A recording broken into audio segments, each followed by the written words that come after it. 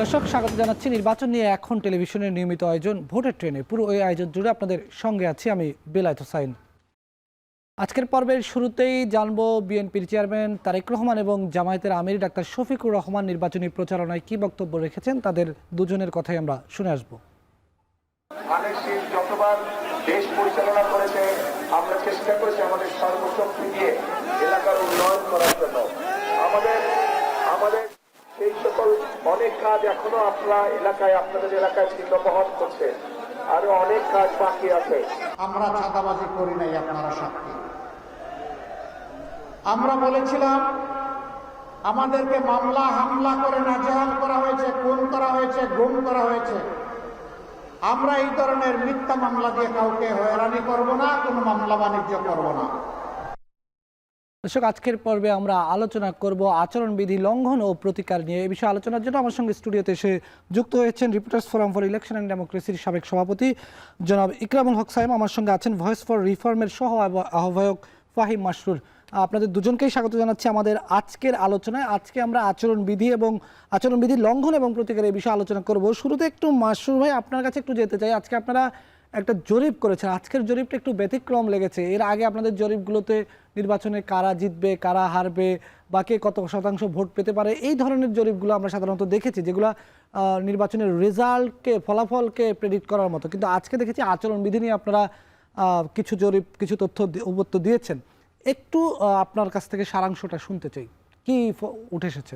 মানে আচরণবিধির ব্যাপারে নাকি? আচরণবিধির ব্যাপারে না, আচরণবিধির ব্যাপারে আমরা দেখেছি যে ভোটাররা, যদিও আমাদের শহরের যারা আমরা মিডিয়ার সাথে বেশি কানেক্টেড, তারা মনে করছে যে স্থানীয় পর্যায়ে অনেক ধরনের সহিংসতা ঘটনা ঘটছে, কিন্তু প্রায় 70% মতো মানুষজন, লোকাল যখন আমরা সার্ভে করেছি তখন তাদের 70% মতো মানুষ বলেছে যে তাদের এরিয়াতে কোনো আসলে সহিংসতা বা ওরকম কোনো ঘটনা ঘটেনি। তো এবং জেনারেলি লোকজন মনে করছে যে আমার প্রায় 75%-এর বেশি লোক মনে করছে যে ইলেকশন সুষ্ঠু হবে। এবং সেটা আমরা এরকম সার্ভেও আজ থেকে 4-5 মাস আগে যখন করেছিলাম তখনকার থেকে কিন্তু এখন লোকে মনে করছে যে ইলেকশন মানে সুন্দরভাবে এবং শান্তিপূর্ণভাবে হওয়ার সম্ভাবনা বেড়েছে। জি সাইম ভাই, একটু প্রশ্ন সেটা হচ্ছে, এই যে 22 জানুয়ারির পর থেকে যদি বলি, কিংবা তফসিল ঘোষণার পরের দিন থেকে বলি, যখন নির্বাচন কমিশনকে আসলে আচরণবিধি লঙ্ঘন হলে আচরণবিধিটা তদারকি করতে হয়, মাঠে 300টা ইলেকটোরাল ইনকোয়ারি কমিটিও আছে, কি মনে হয় আপনার নির্বাচন কমিশন কি সঠিকভাবে তদারকি করতে পেরেছে, ব্যবস্থা নিতে পেরেছে? নির্বাচন কমিশন হয়তো ব্যবস্থা নিচ্ছে, কিন্তু আমরা যদি দৃশ্যমান দেখি, সেখানে তফসিল ঘোষণার পর 4টি হত্যার ঘটনা ঘটেছে। এটি নিঃসন্দেহে একটি উল্লেখযোগ্য ঘটনা, এবং আমরা বিভিন্ন জায়গায় দেখছি সহিংসতা হচ্ছে, প্রতিপক্ষ প্রার্থী সমর্থকদের উপর হামলার ঘটনা ঘটছে, ভয়ভীতি হুমকির ঘটনা ঘটছে, কোনো নির্বাচনী ক্যাম্প সেখানে হামলার ঘটনা ঘটছে, ভাঙচুরের ঘটনা ঘটছে। এই ক্ষেত্রে নির্বাচন কমিশন হয়তো ব্যবস্থা নিচ্ছে, অনেক ক্ষেত্রেই নিচ্ছে, কিন্তু নির্বাচন কমিশনকে আরও তড়িৎ গতিতে এই ব্যবস্থাগুলো নেওয়া উচিত এবং দৃষ্টান্তমূলক ব্যবস্থাগুলো নেওয়া উচিত। তাহলে যেটা হবে যে একটা আচরণবিধি লঙ্ঘনের দায়ে যখন আপনি দৃষ্টান্তমূলক ব্যবস্থা নেবেন এবং তড়িৎ ব্যবস্থা নেবেন, তখন আরেকটা আচরণবিধি লঙ্ঘনের ঘটনা না ঘটার একটা বিষয় থাকবে। কিন্তু আমি ধরেন প্রতিপক্ষ প্রার্থীর উপর হামলা করলাম, প্রতিপক্ষ প্রার্থীকে তার প্রচারণা থেকে তাকে সরিয়ে রাখলাম ভয় হুমকি দিয়ে, এবং নির্বাচন কমিশন তার একটা নির্দিষ্ট প্রক্রিয়ায় অনেক ধীরে বা দেরি করে হয়তো ওই হামলার ঘটনার বিরুদ্ধে ব্যবস্থা নিল বা হামলার সাথে জড়িতদের বিরুদ্ধে ব্যবস্থা নিল, কিংবা সেই ব্যবস্থাটা হয়তো লোক দেখানো হলো, সেক্ষেত্রে আরও আসলে এই ধরনের ঘটনা আরও ঘটার ক্ষেত্রে উৎসাহিত করা হয়। সেক্ষেত্রে আমার মনে হয় নির্বাচন কমিশনকে যেটা করা দরকার, এই ধরনের আচরণবিধি লঙ্ঘন শুধু না, যে সহিংসতার যে ঘটনাগুলো ঘটছে, নির্বাচন কমিশনকে চিহ্নিত করা দরকার। সব জায়গায় হয়তো একই ব্যবস্থা নিয়ে আচরণবিধি লঙ্ঘন কিংবা সহিংসতার ঘটনা বন্ধ করা সম্ভব না। নির্বাচন কমিশনকে চিহ্নিত করতে হবে যে বিশেষ কিছু এলাকা এই ধরনের ঘটনাগুলো বেশি ঘটছে, কোন কোন এলাকায় এই ধরনের ঘটনা ঘটছে, সেখানে রিটার্নিং কর্মকর্তা, নির্বাচন কর্মকর্তা কিংবা যে টিমগুলো আছে তারা হয়তো ব্যবস্থা নিতে পারছে না কিনা, তাদেরকে সেখানে ব্যবস্থা নেওয়ার জন্য আরও কঠোরভাবে বলা, প্রয়োজনে তাদের বিরুদ্ধে ব্যবস্থা নেওয়া, প্রয়োজনে তাদেরকে প্রত্যাহার করার সুযোগ আছে, এবং সেখানে আইনশৃঙ্খলা বাহিনী আরও প্রয়োজনে মোতায়েন করা, বিশেষ এলাকাগুলো শনাক্ত করে সেখানে আসলে বিশেষ ব্যবস্থা নিতে হবে। 1 মিনিট একটু মাসরুর ভাই আপনার কাছে জানতে চাই। মাসরুর ভাই, আপনারা আজকে আচরণবিধি নিয়ে যে জরিপগুলো করেছেন বা যে জরিপের যে ফলাফল উঠেছে, আচরণবিধি কারণগুলো কি দেখেছেন, কি ধরনের আচরণবিধি লঙ্ঘিত হয়েছে আপনারা যদি একটু আমাদের আজকে আসলে আচরণ বিধি থেকে আসলে নির্বাচনী পরিবেশ নিয়ে আসলে বেশি আচ্ছা, হ্যাঁ। প্রশ্ন ছিল এবং সেখানে সহিংসতা বা নিরপেক্ষতা এই ব্যাপারগুলি নিয়ে বেশি প্রশ্ন ছিল। তো সেখানে যেটা আমি বললাম যে যেটা 6 মাস বা 4-5 মাস আগে যেই জরিপের লোকজন যতটুকু পজিটিভ ছিল সেই থেকে এখন যেটা গত সপ্তাহে যে জরিপটা হলো সেখানে পজিটিভনেস একটু বেশি। এর অর্থ এই না যে লোকজন একেবারেই শঙ্কিত না। এবং আমাদের কাছে আসলে মনে হয়েছিল যেটা সায়েম সাহেব বললেন যে আসলে কিছু কিছু জায়গা কিন্তু এখন অনেক ঝুঁকিপূর্ণ আছে। বেশ কিছু মানে সারা বাংলাদেশের সব জায়গাতেই যে আসলে আচরণবিধি লঙ্ঘিত হচ্ছে বা সহিংসতা করছে তা কিন্তু না। বাট কিছু কিছু জায়গায় আমরা জানি বেশ ঝুঁকিপূর্ণ জায়গা আছে এবং কয়েক জায়গা গত কয়েকদিনই আমরা দেখেছি যে বেশ কিছু ঘটনা ঘটেছে। তো আমার কাছে মনে হয় যে এই জন্য আসলে নির্বাচন কমিশন যদি চায় তারা আসলে ওই জায়গাগুলো আইডেন্টিফাই করে আসলে প্রবলেম সলভ করাটা তার জন্য ইজি। জি, আমরা আরো আলোচনা করব এই বিষয়ে, নিচ্ছি একটি বিরতি। RICL TMX যুগের পর যুগ স্থাপনা থাকে মজবুত। VRM প্রযুক্তির RICL TMX রড।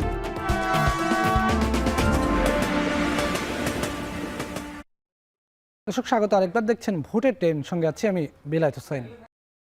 আলোচনা করছিলাম আচরণবিধি লঙ্ঘন ও প্রতিকার নিয়ে। একটু ভিন্ন প্রসঙ্গে যাই। আজকে আপনারা যে জরিপটা করেছেন সেখানে একটি আমার কাছে একটু ইন্টারেস্টিং বিষয় মনে হচ্ছিল যে এর আগের বার আপনারা যে জরিপগুলো করেছেন সেখানে কিন্তু আওয়ামী লীগকে নিয়ে এসেছিলেন।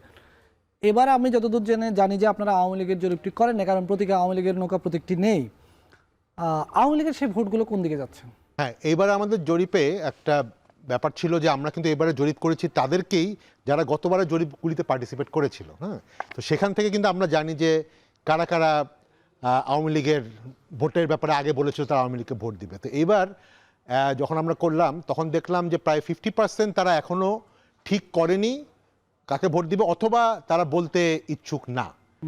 বাট যেই 50%-এর মতো, অ্যারাউন্ড 50%-এর মতো বলেছে তাদের মধ্যে 2/3 বিএনপিকে তারা ভোট দিবে এবং 1/3-এর মতো রাফলি জামাতকে ভোট দিবে। তো দেখা যাচ্ছে যে আওয়ামী লীগের যে ভোটটা মানে শিফট হচ্ছে, আওয়ামী লীগের অনেক সাপোর্টার হয়তো ভোট দিতেই যাবে না, কিন্তু যারা যাবে তাদের মধ্যে মানে একটা মেজরিটি অংশ বিএনপির দিকে ভোট দেওয়ার ব্যাপারে আমাদের কাছে জানিয়েছে। তো এই জন্য হয়তো আওয়ামী লীগের ভোটের বেনিফিটটা বিএনপি পাবে বেশি যতটুকু না জামাত পাবে।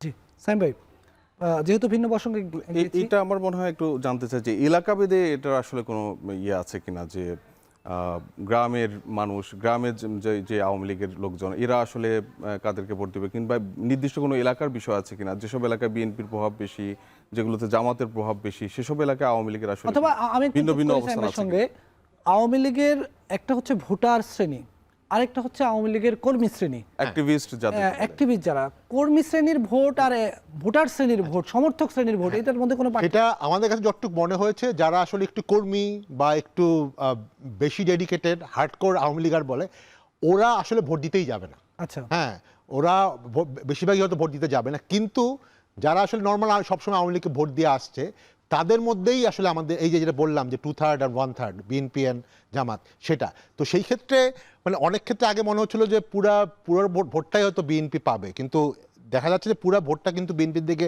যাচ্ছে না। এবং সেই ক্ষেত্রে আবার লোকাল ফ্যাক্টর আছে অনেক জায়গায়, যে সেই সকল জায়গায় খুব স্ট্রং জামাতের ক্যান্ডিডেট আছে বা জামাত অনেক বেশি ডোর টু ডোর ক্যাম্পেইন করেছে, তো সেই জায়গাগুলিতে কিন্তু আবার দেখা যাচ্ছে যে জামাত হয়তো আওয়ামী লীগেরও প্রায় 50% ভোট জামাত পাবে, কিন্তু জেনারেলি যে সকল জায়গায় জামাত অত স্ট্রং ক্যান্ডিডেট না বা জামাত খুব বেশি স্ট্রং না সেই জায়গায় জামাত হয়তো অনেক কম ভোট পাবে। আওয়ামী লীগের ভোটের কথা যদি বলি, ভোটের মাঠে তো তাদের নিশ্চয়ই এখনো অনেক ভোটার আছেন, কিন্তু এই ভোটগুলো নিয়ে যেটি জরিপে উঠে এসছে, যে ফলাফল দিল, এটা নিয়ে রাজনৈতিক দলগুলোর তো নিশ্চয়ই নানা ধরনের মেকানিজম আছে। এই মেকানিজমগুলোকে কিভাবে বিশ্লেষণ করা যায়? এই মেকানিজমের মূল বিষয় হচ্ছে যে আমি মনে করি যে রাজনৈতিক দলগুলোকে প্রত্যেক নাগরিককে নাগরিক অধিকারগুলোকে নিশ্চিত করা, এর হচ্ছে বড় বিষয়। যে আপনি কারোর উপর অন্যায় আচরণ করবেন না, তার অধিকার যেন সুরক্ষিত থাকে, সেজন্য আপনি যদি নির্বাচিত হন আপনি সেজন্য কাজ করবেন। আপনি অন্যায়ভাবে কারোর উপর হয়রানি করবেন না, তাকে হয়রানি কিংবা মামলা কিংবা তার অর্থ সম্পদের উপরে আপনি যে চাঁদার বিষয় নিয়ে আসলেন কিংবা অর্থ সম্পদ এদের উপরে আপনি ভাগ বসালেন, এ ধরনের কিছু করবেন না। এটা হচ্ছে আসলে গুরুত্বপূর্ণ, সেটা আওয়ামী লীগ হোক, বিএনপি হোক, জামাত হোক।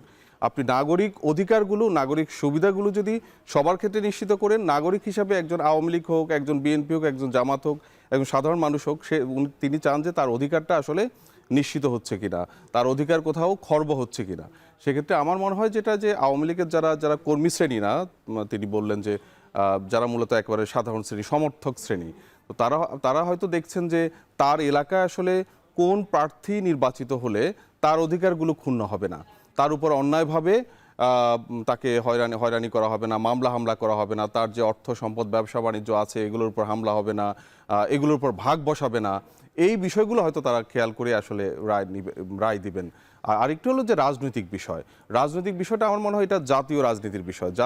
জাতীয়ভাবে আওয়ামী লীগ আসলে যদি মনে করে যে কোন দল ক্ষমতায় আসলে তাদের জন্য সুবিধা হবে, তাদের সামনে রাজনীতির জন্য ভালো হবে, সেটা হয়তো একভাবে চিন্তা করতে পারে। আমার মনে হয় সেই বিষয়টা জাতীয়ভাবে কোনো মেসেজ মনে হয় ভোটারদের কাছে যাবে না যে ভোট কেন্দ্রে গিয়ে আপনারা বিএনপি কিংবা জামাতকে ভোট দেন।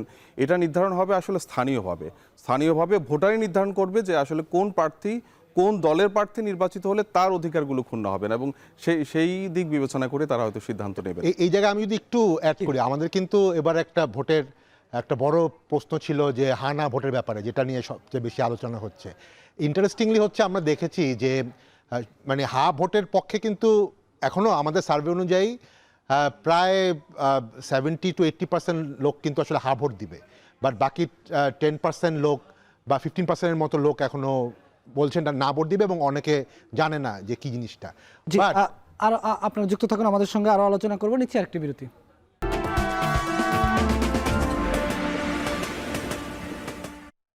দর্শক স্বাগত আরেকবার, দেখছেন ভোটের ট্রেন, সঙ্গে যুক্ত আছি আমি বেলায়েত হোসাইন। আলোচনায় যাচ্ছি সরাসরি। মাসুদ ভাই, এর আগে আমরা আলোচনা করছিলাম যে আওয়ামী লীগের ভোটগুলা কোন দিকে যাবে, জামাতে দিবে নাকি বিএনপিতে দিবে, এটা নিয়ে আমরা আলোচনা করছিলাম।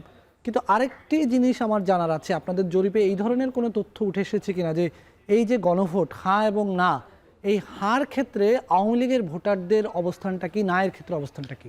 জি, ওভারঅল যদি বলি, যে যাদেরকে নিয়ে সার্ভে করা হয়েছিল তাদের মধ্যে 60% বলেছে তারা হা ভোট দিবে। টোটাল আওয়ামী লীগের না, মানে টোটালের মধ্যে, হ্যাঁ। আর 6.8 মানে 7%-এর মতো না, আর বাকি প্রায় 30% বলছে তারা এই রেফারেন্ডাম গণভোট সম্পর্কে জানে না বা তারা দিবে না। এটা হচ্ছে ওভারঅল। আর আমি যদি শুধু আওয়ামী লীগেরটার মধ্যে ভাগ করি, ইন্টারেস্টিংলি আওয়ামী লীগের মধ্যে 49% বলেছে, যারা আওয়ামী লীগ সাপোর্ট করে তাদের মধ্যে 49%, প্রায় 50%-এর মতো বলেছে তারা হা ভোট দিবে। আওয়ামী লীগের অর্ধেক মানুষ বলেছে, তারা অর্ধেক ভোটার বলেছে তারা হা ভোট দিবে, which is very surprising. And also প্রায় 10%-এর মতো বা 11%-এর মতো লোক বলেছে তারা না দিবে, এবং প্রায় 40%-এর মতো বলেছে যে তারা এটা সম্পর্কে জানে না বা তারা এখন ডিসিশন নেয় না। না ভোটের ইয়েটা কত বলছিলেন হারটা? হা হচ্ছে আওয়ামী লীগের মধ্যে হা হচ্ছে 49%, আর না হচ্ছে 11%। তাহলে তো আওয়ামী লীগের মধ্যেই হা এবং না ব্যবধানটা অনেক বেশি। ভাই, আপনার কাছে একটু জানতে চাই, এই যে হা এবং না নিয়ে মাঠে নানা ধরনের কথা শোনা যাচ্ছে, বিশেষ করে কেউ বলছে যে যদি হা ভোট জিতে যায় সংবিধানে বিসমিল্লাহ থাকবে না, কেউ বলছে যে হা ভোট জিতে গেলে এই সরকার আরও 180 দিন থাকবে, আবার না ভোট নিয়ে কথা আসছে। এই হা এবং নায়ের যে ধোঁয়াশা তৈরি হয়েছে মানুষের মধ্যে, এই ধোঁয়াশার মধ্যে কি রাজনৈতিক দলগুলোর কোনো দায় আছে?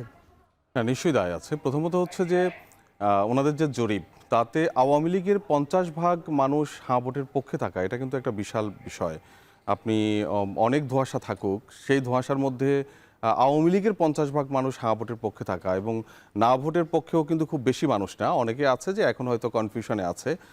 আওয়ামী লীগেরও অনেকে আছে কনফিউশনে আছে, কিন্তু না ভোটের পক্ষে সম্ভবত 10%-এর মতো, 10%-এর কাছাকাছি, এবং টোটালও না ভোটের পক্ষে ওনাদের যেই জরিপ, তাতে 10%-এর মতোই আসে। না, টোটালে আরো কম, টোটালের মধ্যে 7%। তো তার মানে হচ্ছে যে হ্যাঁ ভোটের পক্ষে কিন্তু বড় জনগোষ্ঠীটা আছে, 60%-এর বেশি বড় জনগোষ্ঠী, তার মধ্যে 50%-এর বেশি আওয়ামী লীগ হ্যাঁ ভোটের পক্ষে, তা ওনাদের জরিপ অনুযায়ী। এবং আমি বাকি দলভেদে জরিপ যেটা দেখলাম যে বিএনপিও প্রায় 65%-এর বেশি বিএনপির লোকজন হ্যাঁ ভোটের পক্ষে, এবং জামাতের হয়তো 67 বা 67 জামাত এনসিপি, সরি 77 জামাতের মধ্যেও কি না ভোট? 77 হ্যাঁ, জামাত আর এনসিপির মধ্যে খুবই কম, 3.5%-এর মতো না ভোট। জামাত এনসিপির মধ্যে না ভোট দেওয়ার লোক আছে, কিন্তু খুবই কম। বিএনপির মধ্যে কিন্তু প্রায় 9% না ভোট। তাতে আমার কাছে মনে হচ্ছে যে এখানে আসলে ওনাদের যেই পরিসংখ্যান বা গবেষণা বা জরিপ, তাতে হা ভোটের এখানে জয়ের ব্যাপারে কোনো কনফিউশন নাই। হা ভোটই জয় পাচ্ছে। একটা নির্দিষ্ট জনগোষ্ঠী আছে, তারা হয়তো এখনো কনফিউশন আছে, এখনো হয়তো বুঝে উঠছে না। আপনি যেটা বলছেন যে এই যে না বুঝে ওঠার কারণে রাজনৈতিক দায় আছে, রাজনৈতিক দায় তো অবশ্যই আছে। প্রথমত হচ্ছে যে এই এখনকার যে হা ভোট না ভোট হচ্ছে, এটা কিন্তু একটা সরল প্রশ্নে হচ্ছে না। আগের যে হা ভোট না ভোটগুলো হয়েছিল সরল একটা প্রশ্নে হচ্ছে যে আপনি অমুককে রাষ্ট্রপতি মানেন না, কিংবা আপনি সংসদীয় পদ্ধতি চান না, রাষ্ট্রপতি শাসিত পদ্ধতি চান, এগুলো খুবই একেবারে সরল প্রশ্ন ছিল। এই সরল প্রশ্নের আনসার দেওয়া খুবই সহজ ছিল। কিন্তু এবারের এই হা না ভোটের যে ব্যবস্থা, অর্থাৎ জুলাই সনদের ব্যবস্থার জন্য কিন্তু 8 মাস কিন্তু ঐকমত্য কমিশন কাজ করেছে, এবং তার আগে বিভিন্ন সংস্কার কমিশনগুলো কাজ করেছে। তো এবারের কিন্তু বিষয়বস্তুটা বড়, 4টা প্রশ্ন সেখানে আছে। এই 4টা প্রশ্ন একটা আনসার দিয়ে আপনাকে দিতে হচ্ছে।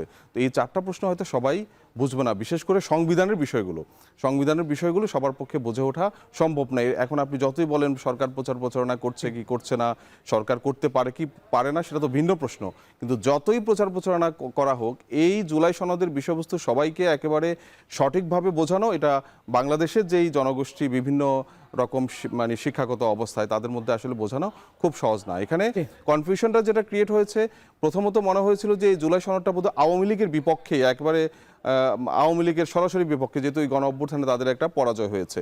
কিন্তু যেহেতু এই পরিসংখ্যানে এসেছে আওয়ামী লীগের একটা পক্ষ হা ভোটের, একটা বড় পক্ষ হা ভোটের পক্ষে আছে, তাতে মোটামুটি মানুষের মধ্যে এই ধারণাটা আছে যে এটা কিন্তু আওয়ামী লীগ বিএনপি জামাতের ইস্যু না, এই ইস্যুটা হচ্ছে টোটালি রাষ্ট্র সংস্কার, এবং যেন ফ্যাসিবাদ আবার সৃষ্টি না হয়। জি, অনেক ধন্যবাদ আপনাদেরকে। যুক্ত থাকুন, আমরা নিচ্ছি আরেকটি বিরতির পর ফিরে এসে আবার আলোচনা করব।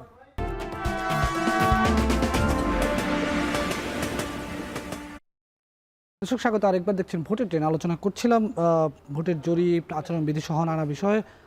এই পর্বে যুক্ত আছেন ফাহিম মাসুর ভাই। ফাহিম মাসুর ভাই, জরিপের নানা ধরনের ইনসাইট তো আমরা জানলাম, এখন একটু সামগ্রিকভাবে এই জরিপের ফলাফল একটু জানতে চাই, আর এর সঙ্গে অঞ্চল ভিত্তিক ভোটের যেই কে এগিয়ে কে পিছিয়ে, এই বিষয়গুলো কি আপনাদের জরিপ উঠে এসেছে কিনা? একটা হচ্ছে যে আমরা এবার দেখেছি এই জরিপে যে আগের রাউন্ড যেগুলো ছিল, আগে যেগুলো হয়েছিল, সেখান থেকে বিএনপি একটু এগিয়ে গেছে। আগে বিএনপি আর জামাতের ভোটের পার্থক্য ছিল অ্যারাউন্ড 10-12% মতো, এখন প্রায় 20% মতো। এটা একটা ব্যাপার। তো এখন প্রশ্ন হচ্ছে, তাহলে কি বিএনপির যে দেখা যাচ্ছে যে প্রায় অলমোস্ট 50%, এটা কি automatically does it mean that মানে আগে যেরকম হতো আওয়ামী লীগ বিএনপি সময় যদি 5-10% ভোটের পার্থক্য থাকতো, তাহলে কোনো এক দলই 250-র মতো সিট পেয়ে যাবে, আরেক দল হয়তো খুবই কম পাবে, 40-50টা বেশি। এবারের ভোটের ক্ষেত্রে হয়তো ব্যাপারটা ওরকম নাও হতে পারে। কয়েকটা কারণ আছে। কারণ আমরা দেখেছি যে বিএনপি যেই জায়গাগুলিতে স্ট্রং, সেই জায়গাগুলিতে বিএনপি আসলে অনেক বেশি ভোটের মার্জিন আছে। যেমন ধরেন চিটাগাং, হ্যাঁ, ইভেন ধরেন সিলেট, বরিশাল, এই জায়গাগুলিতে বিএনপি ট্র্যাডিশনালি বেশ স্ট্রং, এবং সেখানে তাদের ভোটের মার্জিন কিন্তু বেশি। বাট কিছু কিছু জায়গায় আমরা দেখেছি যে জামাত, পার্টিকুলারলি নর্থ বেঙ্গলে যদি বলেন, ইভেন আপনি রাজশাহীতে, ইভেন খুলনা, মানে যদি বলেন বাংলাদেশের পশ্চিম অংশের বা পশ্চিম দিকে কিন্তু জামাত মোটামুটি বিএনপির সাথে বেশ কম্পিট করছে। এবং সেই জায়গাগুলিতে যদি কোনো কারণে জামাত বিএনপির সাথে ভালো কম্পিট করে, হয়তো জামাত অল্প ভোটে হলেও অনেক জায়গায় কিন্তু তারা জিতে যেতে পারে। তো যদিও আবার বিএনপি যে জায়গাগুলিতে ভালো করছে, সেই জায়গায় কিন্তু তাদের সাথে জামাতের ভোটের পার্থক্যটা অনেক বেশি থাকবে এই জন্য, এবং এটার একটা রিফ্লেকশন কিন্তু ওভারঅল ভোটের মধ্যেই হচ্ছে। তো যদিও এই জরিপ থেকে আমরা দেখছি যে বিএনপি জামাতের ভোটের পার্থক্য প্রায় 20%, কিন্তু সিট যখন আসবে, সিটের ব্যাপার যখন আসবে, তখন যে এটা একেবারে কোনো একটা দল 250 সিট পাচ্ছে, কোনো একটা দল মাত্র 50টা সিট পাচ্ছে, বা জোট 50 সিট পাচ্ছে, ব্যাপারটা কিন্তু তাও না হতে পারে। তো ইট মে বি দ্যাট বিএনপি হয়তো এই জরিপ যদি স্ট্যান্ড করে, এটা যদি আসলে মাঠের রিফ্লেকশন হয়, হয়তো বিএনপি 200-র আশেপাশে সিট পেতে পারে, হয়তো 200-র কিছু কমও পেতে পারে, বা জামাত 100 বা 100-র আশেপাশে বা 100-র কিছু বেশিও সিট পেতে পারে।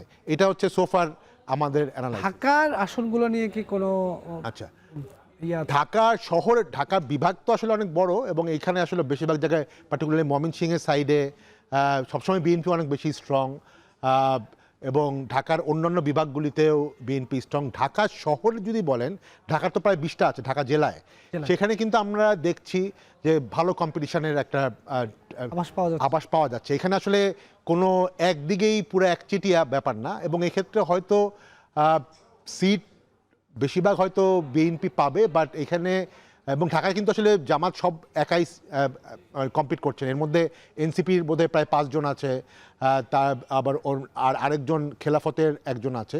তো এইবার হয়তো বিএনপি ঢাকার 20টার মধ্যে হয়তো মেজরিটি পাবে, বাট নট নেসেসারিলি যে তারা পুরো ঢাকাটা 20টা সিটের 20টাই পাবে, এরকম টেন্ডেন্সি কিন্তু বোঝা যাচ্ছে না। আপনারা এই জরিপটা যে করেছেন, কতজন মানুষের স্যাম্পল কালেকশন করেছেন? আচ্ছা, যেটা আগে বললাম যে এই জরিপটা কিন্তু করা হয়েছে আগের 2টা জরিপে যে সকল স্যাম্পল ছিল, তো সেই স্যাম্পলগুলো প্রায় 20,000-এর মতো ছিল। তো তাদেরকে কিন্তু এবার ফোন করা হয়েছে, তাদেরকে কিন্তু এই আগের বারগুলিতে তাদের ঘরে ঘরে যাওয়া হয়েছিল। এবার আসলে অল্প সময়ের জন্য তাদেরকে ফোন করা হয়েছিল। এই 20,000-এর মধ্যে থেকেই প্রায় 5 থেকে 6,000-এর মতো লোককে ফোন করা হয়েছিল, এবং সেটার উপর ভিত্তি করে আজকে এই জরিপটা পাবলিশ হলো।